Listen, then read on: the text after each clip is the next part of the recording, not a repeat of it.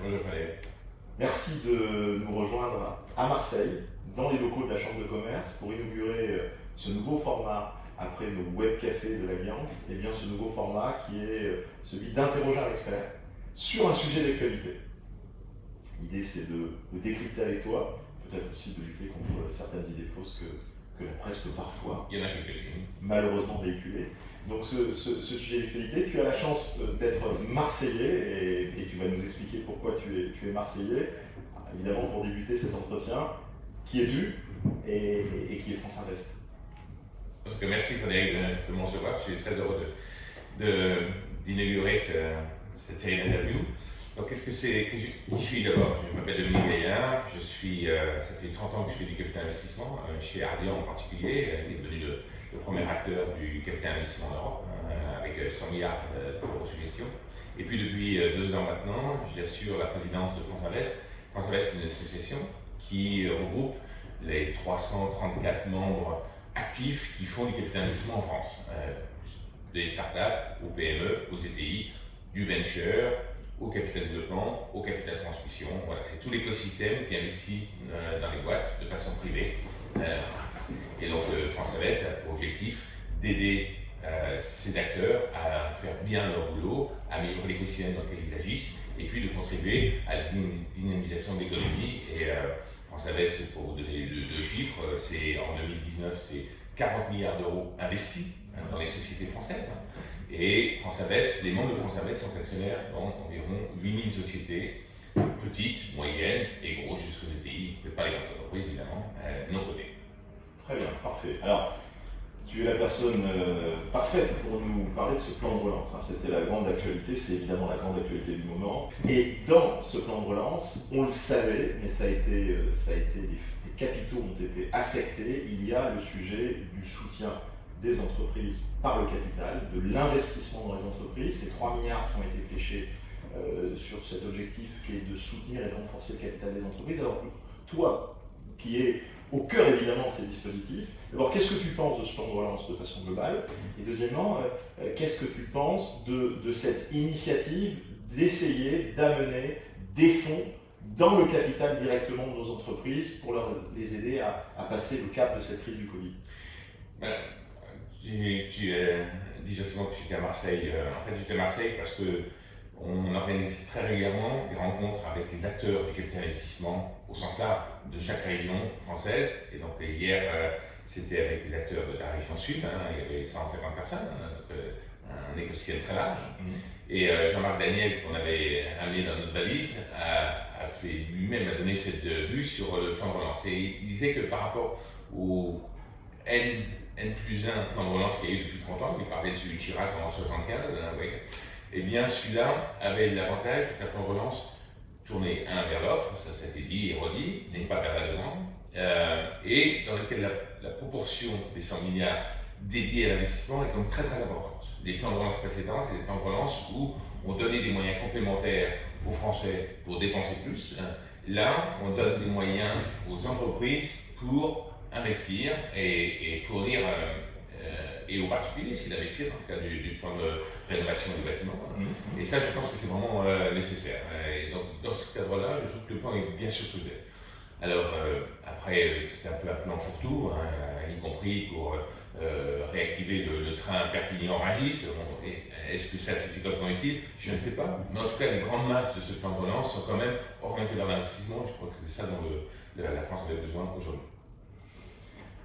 Je suis banquier et on a été évidemment en première ligne pour ce fameux PGE, ce prêt garanti par l'État. C'est 300 milliards mis à disposition des banques pour venir garantir des prêts. 300 milliards de garantie. 300 milliards de garantie actuellement mis à disposition des banques. Alors, ce PGE, il a été très largement accordé. Aujourd'hui, c'est 120 milliards qui ont été distribués à notre économie.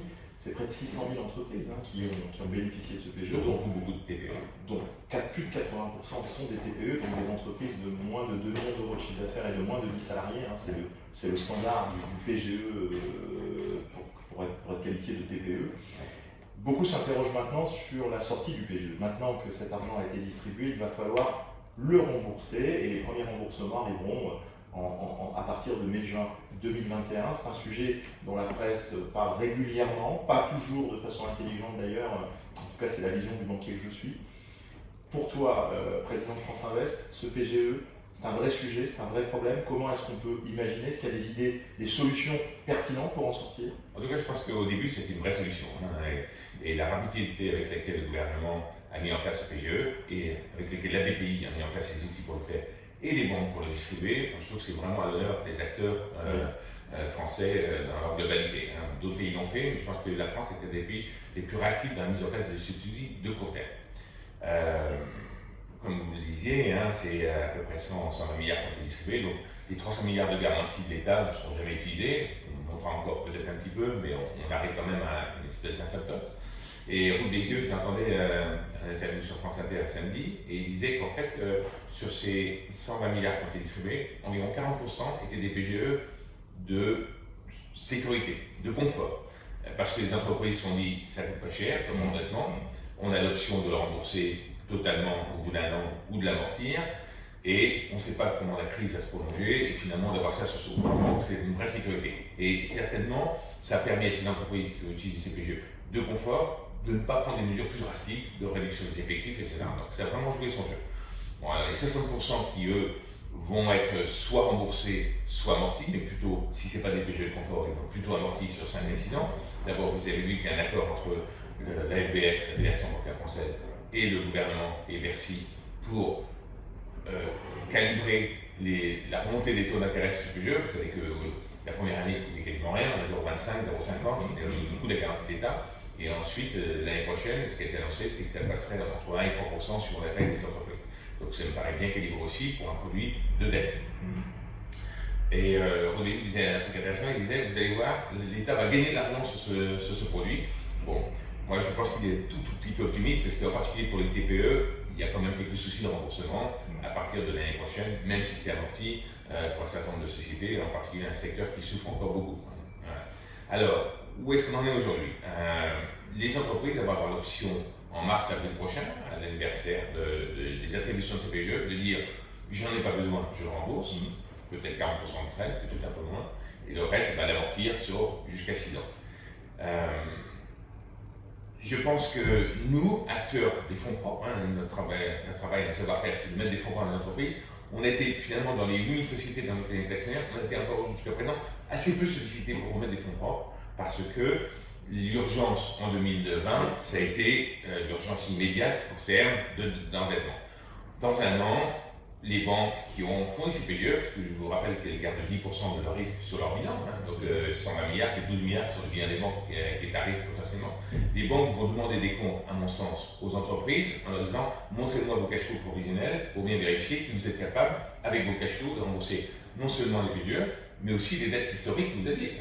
Voilà. Et donc c'est à ce moment-là, à mon sens, que des besoins de fonds propres vont se faire sentir de la part des TPE, des PME et des ETI, voire même de certaines grandes entreprises. Et c'est à ce moment-là que les deux mécanismes qui sont en cours de finalisation, qui ont été annoncés dans le plan de relance jeudi dernier, vont jouer à plein. Celui qui est porté par France Invest, c'est un mécanisme qu'on a calibré à hauteur de 6 milliards d'euros au maximum, c'est considérable. Dont les fonds vont venir essentiellement des assureurs, mais pas que. Le FEI, le Fonds européen d'investissement, va sans doute y contribuer de façon significative. Je discute avec tous les présidents de région, leurs délégués économiques, pour savoir si les outils régionaux vont pouvoir s'agréger aux nôtres, de façon à ce que 1 plus 1 fasse plus que 2 pour soutenir les entreprises de leur région. Et puis les fonds qui vont se partager, les membres de France Invest qui vont postuler pour avoir une partie de ces 6 milliards, eux, pour être qualifiés, il va falloir que sur leurs ressources propres, ils trouvent aussi 10% des mandats sur lesquels ils postulent. Pourquoi on fait ça? C'est parce qu'on veut convaincre les assureurs que l'argent qu'ils nous confient va être bien investi, puisque si on investit mal, eh bien on va perdre aussi nos 10%, puisque les 10% vont être utilisés pour investir pari passu au prorata dans toutes les entreprises qui seront proposées à l'investissement dans le cadre de ces mandats. Donc c'est un système vertueux, sélectif, et notre objectif c'est d'investir en 24 mois, parce que c'est entre mars prochain et mars 2023 qu'il y aura les vrais besoins de fonds propres, donc en 24 mois d'investir dans 2000 à 2500 PME ETI. Grosses PME ETI, parce que les grosses PME et les ETI sont la catégorie d'entreprises sur lesquelles nos membres sont les plus actifs. À la différence de l'autre mécanique qui est poussé par la Fédération bancaire française, qui sera distribué par les banques, comme les PGE. Ils appellent ça des prêts participatifs, donc ce sera aussi considéré comme des quasi-fonds propres, même si la Banque de France, qui nous disait hier soir, représentant à Marseille, nous disait que ce serait considéré en termes de notation comme de la dette, Oui. mais par les banques des sociétés sans doute comme des fonds propres, parce que ce serait plus junior par rapport aux dettes des sociétés. Eux, ce sera un mécanisme moins sélectif, puisqu'ils veulent distribuer environ 40 000 prêts participatifs sur la même période de temps, donc 24 mois, plutôt dirigés vers les TPE, là où les risques de remboursement de PGE sont sans doute les plus forts, de non-remboursement de PGE sont sans doute les plus forts. Et puis on est en train d'affiner avec le Trésor, avec la Fédération bancaire et nous-mêmes, quelques ajustements pour que les deux mécanismes soient vraiment complémentaires plutôt que d'être concurrents. Donc on va essayer de sélectionner un mécanisme vers les grosses PME et les ETI, l'autre vers les TPE et les petites PME. On va essayer d'homogénéiser les taux d'intérêt entre les deux véhicules. Et puis dernier point, vous faisiez référence aux 3 milliards qui ont été annoncés là-dessus. En fait, c'est 3 milliards essentiellement de garantie de ces mécanismes. Donc c'est des mécanismes qui permettent aux banques et à nous, acteurs, de dire on va être un peu plus ambitieux dans les risques qu'on prend en accompagnant notre boîte parce qu'une partie des premières pertes de ces mécanismes, s'il y en a, seront assurées par l'État, un peu comme l'État garantissait les PGE à hauteur de 90%. Donc ces 3 milliards, c'est essentiellement, comme les 300 milliards dont on parlait tout à l'heure pour les PGE, de la garantie plutôt que de l'investissement pur. Mais in fine, il y aura quand même des pertes mécaniques, donc la garantie d'État, elle jouera. Voilà, c'est ce sujet sur lequel on... Donc on est bien d'accord que ce sont deux mécanismes qui ne sont pas des augmentations, des interventions capitales, c'est-à-dire qu'il n'y a pas de risque pour l'entrepreneur d'être dilué, c'est-à-dire de perdre finalement le contrôle de son entreprise, c'était un souci. Ce sera deux mécanismes qui vont essayer d'être le plus couvrant possible, un mécanisme plutôt petite boîte, plutôt grosse boîte, un porté par France Invest, l'autre porté par les banques qui le distribueront, et avec l'État qui continuera à être finalement le garant de la solidité du mécanisme pour peut-être aussi permettre à ces acteurs d'aller prêter à des entreprises qui n'auraient pas tous les critères souhaités, mais qui, parce que l'État vient les garantir, pourraient être un peu plus conciliants dans leur approche. C'est exactement ça.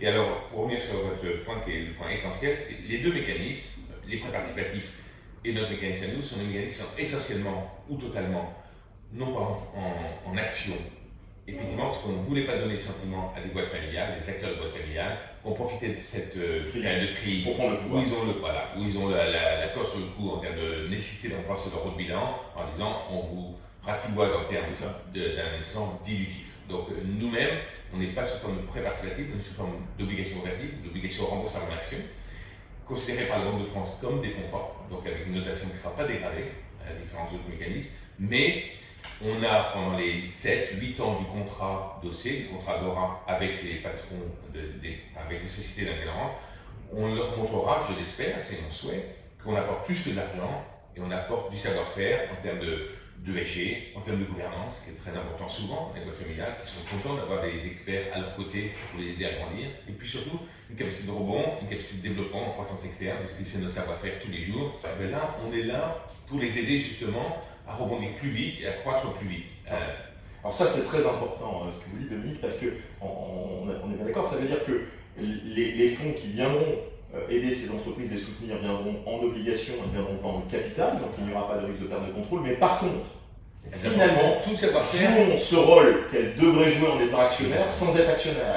Elles prennent cet engagement de ne pas simplement être un porteur d'obligations un peu passif, mais de venir accompagner l'entrepreneur dans cette période de retournement ou de consolidation ou de recherche d'activité. C'est exactement ça. En fait, nous, on y voit notre intérêt, c'est que des patrons de boîtes familiales qui seraient réticents à avoir un fonds à leur capital, même en minoritaire, parce qu'il y a un certain nombre de préjugés, on parlait de défauts tout à l'heure, véhiculés depuis une quarantaine d'années, dans lequel on dit faire rentrer un fonds, c'est faire rentrer nous dans la bergerie. Non, faire rentrer un fonds, y compris quand c'est en action, mais encore plus quand c'est en aura, donc on le sait, eh bien, c'est faire rentrer des gens qui sont là, qui sont alignés en intérêt pour vous faire rebondir et croître plus vite. Et donc on n'est pas là pour les emmerder, on est là vraiment pour les aider à rebondir. C'est vraiment ça qu'on va faire. Rompre avec la solitude du dirigeant dans cette période qui est particulièrement compliquée. Merci Dominique, merci d'être venu à Marseille dans les locaux de la Chambre de commerce et d'avoir inauguré cette première série d'interviews sur l'actualité. Merci à vous de m'avoir donné cette chance.